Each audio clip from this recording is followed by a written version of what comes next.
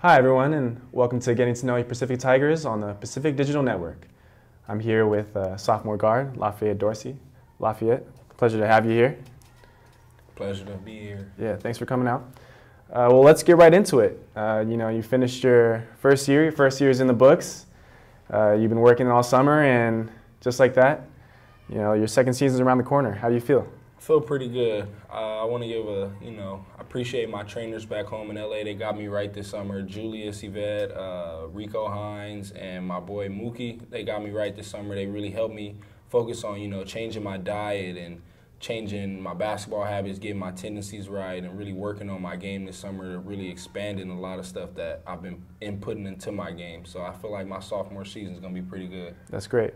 I know we were talking a little off camera about, changing your dietary habits and cutting a little bit of weight, so it might seem like you're a little more agile on the court.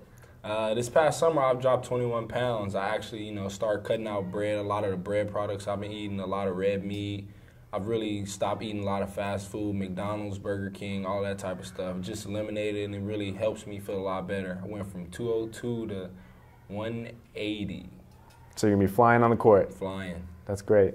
I wanted to talk about your game against Gonzaga because that was a really, really big game for you. Specifically for your injuries that you suffered on the court, but you were still able to pick it up and finish the game strong. There's one play where you specifically took it up to the rack and you kind of injured your wrist, and then after the game, you actually broke your wrist. So in that moment in time, did you know that your wrist was broken? Honestly, I didn't even know. I questioned my athletic trainers, and, I told them, my wrist was hurting a little bit. They taped me up, let me go back out on the court. Honestly, I had no clue to the next following morning when my wrist had swelling up that I needed to go to the hospital, get my wrist checking out. And they actually took care of everything. I really appreciate my athletic training staff. They made sure, I didn't play after that game. They took real good care of me, so I can appreciate that much. But in the moment in time, I had no clue my wrist was broken. Adrenaline pumping and everything. Adrenaline pumping. I just wanted to hoop. I wanted to get that dub that night. Even though we fell short, I still tried my best. Yeah, I think one of the things to take out of your game is your pure toughness, and I feel like you're one of those energizer bunnies for everybody that's on the court and also watching you. Do you take pride in your toughness a little bit? I've taken a lot of pride in my toughness because throughout my life, I really haven't, I haven't had anything handed to me, so I've had to work for everything I've gotten. So at the end of the day, I call myself a dog. I'm going to go get it by any means necessary. Yeah, definitely. And I think being out of the LA area where, it's not the best area to grow up in, but it's definitely taught you a lot of lessons.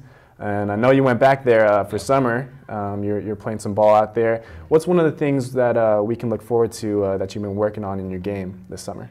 A lot of this summer has been, really working on trying to get my shot back right. Because, after I broke my wrist, I had to really focus on, perfecting my mechanics and really getting back to shooting the right way. Like when I hurt my wrist, it really put emphasis on, shooting a high arc on my shot and all that type of stuff.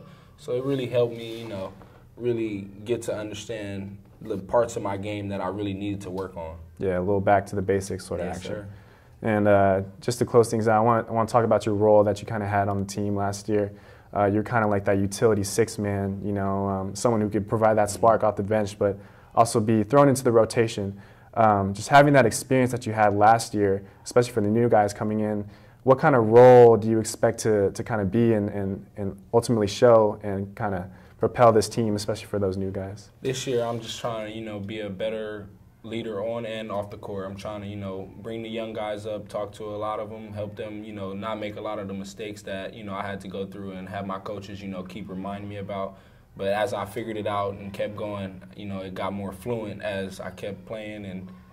But at the end of the day, I feel like this year is kind of like my growth year. I got to grow from my freshman and sophomore year, and I really need to become a vocal leader, not just a leader, but a vocal one at that. Yeah, definitely a leader on and off the court. Yes, sir. Well, appreciate your time, Lafayette. Appreciate it. Thanks for having me. Definitely. There you have it, ladies and gentlemen. Lafayette Dorsey, sophomore guard for men's basketball. We'll see you next time on the Pacific Digital Network.